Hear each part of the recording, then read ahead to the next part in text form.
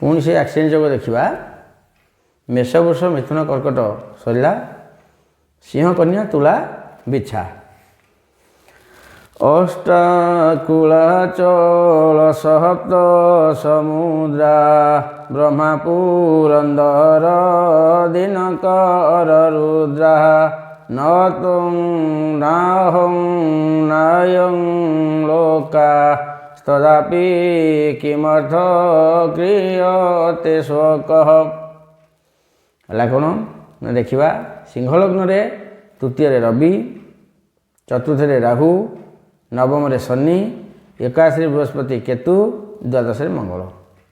ପଞ୍ଚମାଧିପତି ବୃହସ୍ପତି ରହିଲେ ପୀଡ଼ିତ ବା ପୀଡ଼ିତ ହେଲେ, ପଞ୍ଚମ ସ୍ଥାନ ପୀଡ଼ିତ ହେଲା।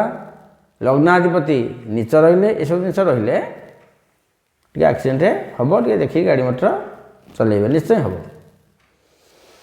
କନ୍ୟା ଲଗ୍ନ ବୁଧ ତୃତୀୟରେ କେଉଁଠି ବିଛାରେ, ବୃହସ୍ପତି ଏବେ ସପ୍ତମାଧିପତି ହେଲେ ପୀଡ଼ିତ କେଉଁଠି ନା ଆମର ବୃହସ୍ପତି ହେଲେ ମକରରେ, ତାପରେ ଆମର ପଞ୍ଚମାଧିପତି ହେଲେ ଶନି, ସେ ରହିଲେ ମେଷରେ ନୀଚ ଅଷ୍ଟମରେ।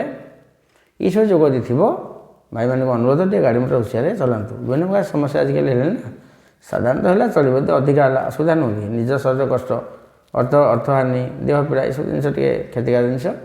ଏଭଳିଆ ଯଦି କାହାର ଯୋଗ ଥିବ ଟିକେ ଦେଖି ଚାହିଁକିରି ଗାଡ଼ି ଚଲେଇବେ, ସତର୍କ ରହିଲେ ନିଶ୍ଚୟ ଆମେ ବିପଦରୁ ବର୍ତ୍ତିବା। ତୁଳା ଲଗ୍ନ, ତୁଳା ଲଗ୍ନରେ କ'ଣ ହେବ ନା ତୃତୀୟରେ ବୁଧ, ଷଷ୍ଠରେ ଶନି କେତୁ, ଦ୍ୱାଦଶରେ ବି ଶୁକ୍ର ମଙ୍ଗଳ ରାହୁ।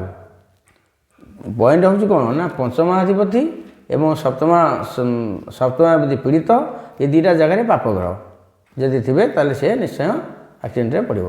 ଏ ଯୋଗଟି ଜାତକ ଯଦି ଏଭଳିଆ ଥିବ ସେ ଭାଇଟିରେ ବି ସେୟା ହେବ।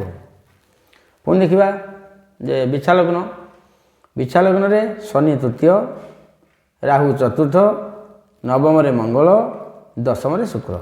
ଦୁଇ ଯୋଗ କାହାର ଥିବ, ପଞ୍ଚମାଧିପତି ସପ୍ତମାଧିପତି ପୀଡ଼ିତ ହୋଇଥିବେ, ପଞ୍ଚମ ସ୍ଥାନ ସପ୍ତମ ସ୍ଥାନ ଯଦି ପାପ ଦୃଷ୍ଟି ଥିବ ତାହେଲେ ସେ ବି ଏଇ ଖାଲରେ ପଡ଼ିବ। ତେଣୁ ଟିକେ ହୁସିଆରେ ଗାଡ଼ି ମଟର ଚଲାନ୍ତୁ। ଏ ଦେଖିବା ପରବର୍ତ୍ତୀ ଲଗ୍ନ। ହରି ଓମ୍ ତତ୍ସତ୍।